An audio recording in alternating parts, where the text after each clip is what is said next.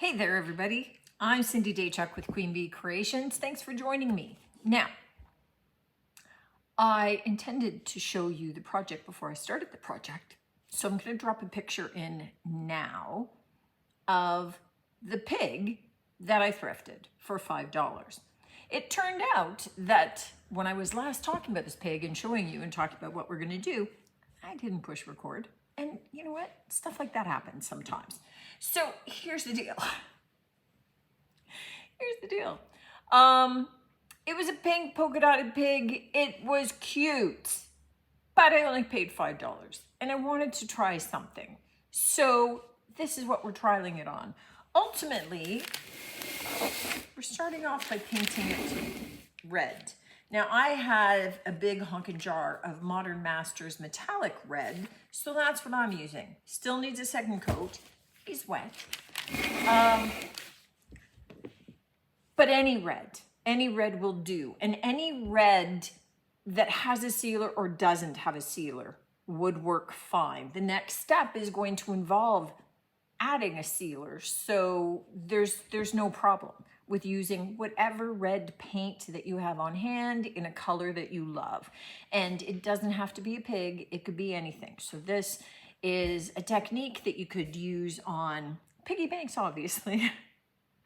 Any kind of statue, vase, candlestick. You could do it on an entire table.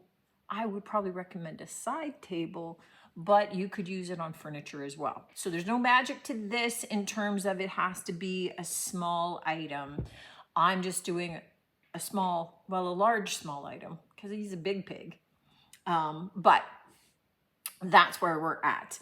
I have another coat to go on it. So you're caught up. I don't know what possessed me to go back and look at the footage, but there's just footage of me painting. So I hit record when I thought I hit stop. And so I just have a picture of me painting it. You don't need to see that. It's just a brush. It's just paint. There's no magic. But you missed the little opening. So I hope I figured out how to drop that picture in for you. So you saw what he looked like before. Because it definitely looks different now. Once I get a second coat on and it's dry, which will likely be tomorrow, I'll be back so that we can move on to the next step, which is the fun stuff. We've got our pig all painted. It's amazing how much different it looks just painted. But this is just the start for us. What we're going to do is we are going to leaf this. Now, I have a packet of gilding leaf, and probably most typically you see gold, right? The thin sheets of gold leaf. Let me put those down so that I can flip past them, because this packet also contains silver leaf down here on the bottom, and copper. So we're going to be doing the copper leaf over the red. Now, to do this, the leaf is really flimsy. So if you haven't done any of this gilding leaf before, it's super thin, it tears super easy, and once you get it on you get any of the sizing on your fingers, this stuff will stick to it. So what we're going to do, now I happen to have a big jug of the gilding sizing, which looks like just watered down, milky kind of stuff. In essence, this is almost like, so you could buy this, or you could use a thin down decoupage medium of your choice. You could use the white craft glue watered down. You could use a Mod Podge watered down. I've used all of them with great success. Now, to make this work, we are going to paint some of the surface that we want to gild, And we don't want to apply our leaf just yet. What we want to do is let this start to dry. We don't want it dry, but we just want it slightly tacky. So I don't like to do too huge a surface so that I have time to actually work on it. But you can see, you can tell where you've put your sizing, where you put your glue in essence. And I just want to get it evenly spread. Our leaf will stick to any of the surfaces that we have our sizing on. It won't stick to surfaces that we don't. So we want to make sure that we get nice, good coverage. I do want to have a nice soft brush available after so that I can brush away the excess. The excess goes all over. I've turned off the overhead fans so I don't have things blowing unnecessarily, because otherwise it gets crazy. So this is a big enough surface for me to start with, so I'm going to just give that a couple of minutes to get tacky, right? It's just when it gets sticky rather than wet, then we can start applying. Okay, this is starting to get nice and tacky, in which case perfect time to start to apply. Now, these gilding sheets come separated with a little piece of almost like a waxed paper. And the easiest thing to do is to pick it up with that paper so that it doesn't fold in on itself, that you're able to use it. And then you can just lay the sheet down. And you want to get it in contact with your surface and just carry on with those sheets while you've got your tacky surface.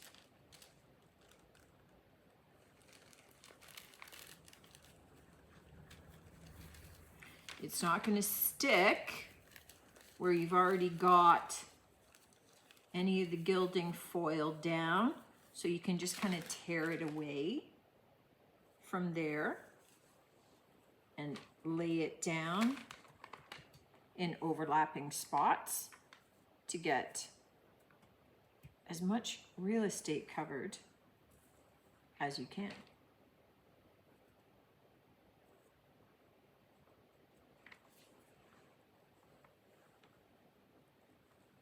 So I am just going to continue to apply this to the surfaces that I've got my sizing on, and then I will paint on more sizing,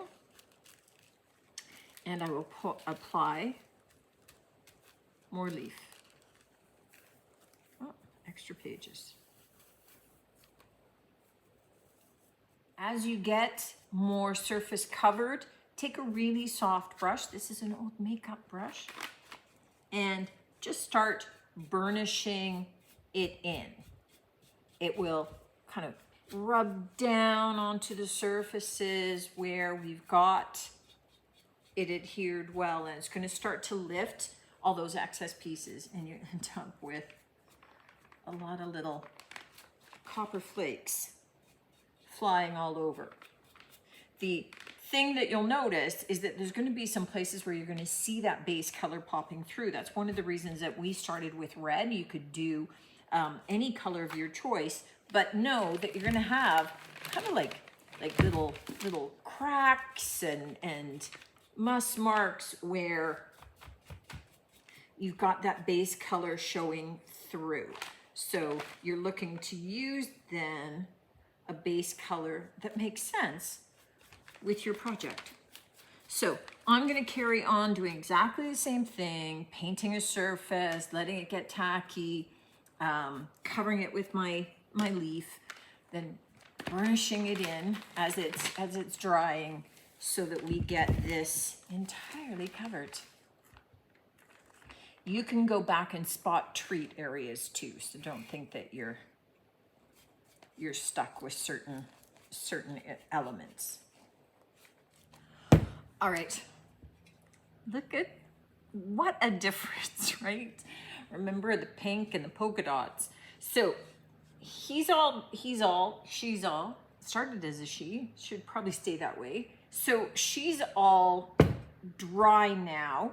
I did have one or two spots that were too much red showing through, so I did apply a little bit more glue and then the gold leaf to that. There are some sections where, you know, you can see some of the red. I'm okay with it. That's one of the reasons that we put that there, that there's going to be some of that kind of echoing through. Once you've kind of let it dry and you've brushed all the excess gold leaf off, I did then take just a smooth dry towel and kind of burnish it in gently a little bit more. What I want to do is make sure that I don't have any of those flecks around, so I've switched to a brand new clean cloth down here because this is very delicate stuff now, in which case, as we need to be able to seal it, because it would just scratch off, it would be very easy to damage, and we want it to be a little bit more durable than that. So I'm going to start with the underside because then I can flip it down onto its feet to dry there as I work on the top. But I'm just taking Big Top from DIY. It's just a clear polyacrylic top coat. You could take any top coat of your choice. You could spray it if you choose, because I know that there's a lot of people that watch that they just love spraying their finish on. But you want to get a nice even coat on this. You want to ensure that you're sealing all of that gold leaf on. So I'm going to get a nice smooth coat of this onto my pig, and I am going to let it dry thoroughly before we come back and we talk about options and potential next steps. Our top coat has dried. And what I do have is I do have a little bit of clear wax. Now we're not going to use this as a sealer, but I want to have it on hand to help me wipe away excess black wax if needed. So for this I'm using black as opposed to the dark brown wax, just because I think it'll highlight a lot of the little cracks. You can see how there's texture to this, that, you know, you get little wrinkles, and especially as you keep layering more leaf over top of it. So I have a little tiny cloth.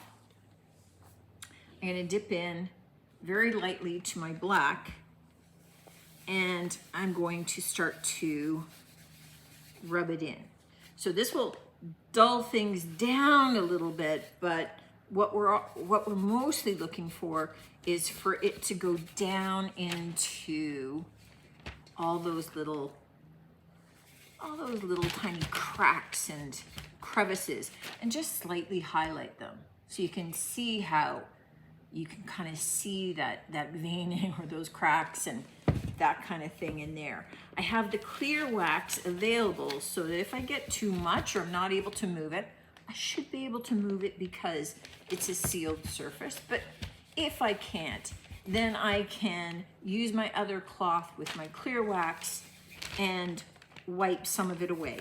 I won't be able to get it all out of all of the little nooks and the cracks, but I can get it off of some of the surface, especially if I think that it's dulling down my copper a little bit too much.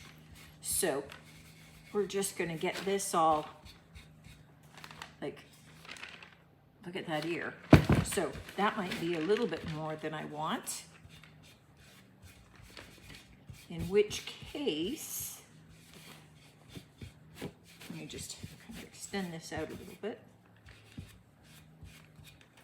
I can take a little bit of clear and I can just rub that back a bit, right? And really what I'm looking at is just doing that to shine back up some of my copper. but it's getting a little bit of the detail here, whereas this is just all the shiny copper. Now you could leave it just the shiny copper. There's nothing wrong with that. You don't have to do this step. If you just like the leaf, you're good to go. I'm just adding just a little bit more. Bring out some of those details just because I like that part. If you don't, skip this step. It's all good. And that's all it takes. So we end up with this. I love having that little bit of black showing. It also, you know, in spots, you've got a little bit of the red popping through. So we've got a little bit of that extra color tone happening, but it just adds a little bit more detail and just gets a little bit more of that age. Now, here's the thing. There was nothing wrong with the pig to begin with. It was great for a kid's room, but one, you may have kids that are aging out of their decor, and so you're having to look at tossing it or donating it. But you can do finishes on them that help it age with your child, because maybe now you can turn it back into something cool. Or perhaps it's some decor pieces that you turn into, you know, they're not interested anymore, but you turn it into pieces that fit into your home and your decor. So you're not having to constantly be replacing everything all the time. This is kind of an upcycle. I mean, you can do this treatment on anything, obviously. Think candlesticks maybe if you're trying to glitz up. And I wanted to do something not in a gold leaf. I think that you see people doing gold leaf all the time, but know that there's copper and there's silver, and there are some leaves that you can get that are multi-tonal or patterned even. So, you know, you go looking for them, you'll find them. This is still fully functional as a piggy bank. We'll put the little stopper back in, so if you add anything, you're not losing it. But it becomes a really super cute little decor piece, and one that you would never suspect started life with polka dots and pink. Let me know what you think of this one, guys. Another use for the leaf. I know that I've shown a little bit of gold leaf over black on a big picture frame before, but wanted to show how you could just take, you know, kind of a cutesy little item and turn it into something that becomes a piece of cool decor in your home. As always, look forward to hearing your comments, and I look forward to seeing you on the next one. And until then, take care.